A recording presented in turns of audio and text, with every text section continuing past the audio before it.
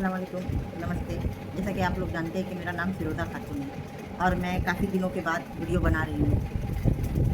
असल में मेरा आज वीडियो बनाने का टॉपिक है हिंदुस्तान में जो अंग्रेज़ी शब्दों का इतना यूज़ होता है उस पर। ये अंग्रेज़ी शब्द कहाँ से आए हैं और किस तरह से हिंदुस्तान में यूज़ किया जाता है और कैसे ही इस कंट्री में माने और अंग्रेज़ी को किस तरह से हमारे हिंदुस्तान के हर नागरिक यूज़ करते हैं और बाहर कंट्री में भी इस अंग्रेज़ी के ज़रिए ही बहुत कुछ हासिल करते हैं हमारे हिंदुस्तान के लोग।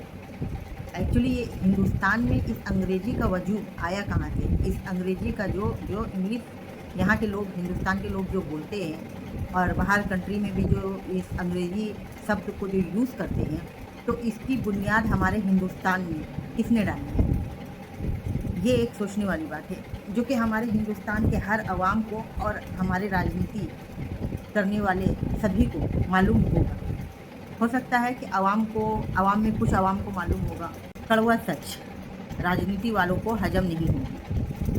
सरकारी दांवपेच ब्रिटिश वालों का देन ही है हमारे हिंदुस्तान में। बादशाह जहांगीर और ब्रिटिश इन दोनों की वजह से अंग्रेज़ी इल्म और राजनीति सरकार चलाने का वजूद हिंदुस्तान में आया है। ये हकीकत है। थॉमस राय जैसे ब्रिटिश वालों के जरिया हिंदुस्तान में अंग्रेज़ी का यानी कि इंग्लिश का धीरे धीरे प्रभाव हमारे हिंदुस्तान में शुरू हुआ। अगर जहांगीर की रजामंदी ना होती तब ना ब्रिटिश हिंदुस्तान में आते और ना ही अंग्रेज़ी की शुरुआत होती। ब्रिटिश अपना व्यापारी के लिए समझ लीजिए, जो उन लोगों को यहाँ पर शुरुआत तो उन लोगों ने हिंदुस्तान के मसालों से ही किया, ठीक। वो अपने व्यापारी सबसे पहले सन 1608 में सूरत में आए थे।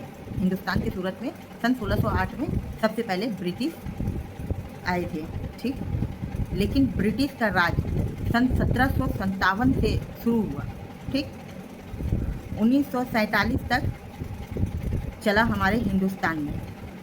अब देखिए, हमारे हिंदुस्तान में सबसे पहला प्रधानमंत्री कौन था? जवाहरलाल नेहरू, ठीक है। जवाहरलाल नेहरू जी, अब जवाहरलाल नेहरू जी हमारे हिंदुस्तान के पहले प्रधानमंत्री थे। हमारे हिंदुस्तान में जो गांधी जी थे, उनकी तालीम गांधी जी की पढ़ाई कंप्लीट कब हुई? सन 1891 में। सन 1891 में गांधी जी की पढ़ाई कंप्लीट हुई, ठीक। जिन्ना जी की पढ़ाई कब कंप्लीट हुई? सन 1896 में, ठीक है। और हमारे जवाहरलाल नेहरू जी की पढ़ाई कब कंप्लीट हुई? सन 1912 में। अब आप यहाँ से अंदाज़ा लगाइए कि अंग्रेज़ी इससे पहले हमारे हिंदुस्तान में किसको आती थी? जहांगीर ने जब इजाज़त दी ब्रिटिश लोग को यहाँ हिंदुस्तान में व्यापार करने के लिए, तो उस वक्त जहांगीर जी को भी अंग्रेज़ी नहीं आती थी, ठीक है। और हमारे जो डॉक्टर भीमराव अम्बेडकर है, जिसकी वजह से पूरे हिंदुस्तान में संविधान के जरिए हमारे हिंदुस्तान की आवाम चलती है, उनकी पैदाइश सन 1891 में हुई, डॉक्टर भीमराव अम्बेडकर की। अब आप यहाँ से पता लगा सकते हैं कि अंग्रेज़ी की शुरुआत हमारे हिंदुस्तान में कब और कैसे और कहाँ से वजूद में आई हमारे हिंदुस्तान में। और अगर अंग्रेज़ी की बुनियाद किसने डाली हिंदुस्तान में, ये हमारे आवाम को ही पता लगाना चाहिए और हमारी सरकार को भी मालूम होना चाहिए कि हम इस जो अंग्रेज़ी का शब्द को यूज़ करके हर कंट्री में जाकर जो बात करते हैं, ठीक है, और सारे काम को जो अंजाम देते हैं, तो इस अंग्रेज़ी की बुनियाद हमारे हिंदुस्तान में किसने डाली, ये आवाम को खुद पता लगाना चाहिए और हमारी सरकार को भी मालूम होनी चाहिए कि इस अंग्रेज़ी की बुनियाद किसने डाली।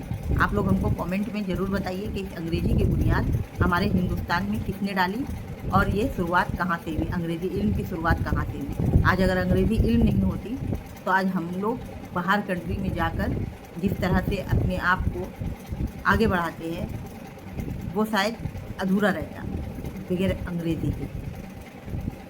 बहरकैफ आप लोग कमेंट करके ज़रूर बताइएगा, लाइक शेयर ज़रूर करें मेरी बातों को। और बाकी अल्लाह हाफिज़।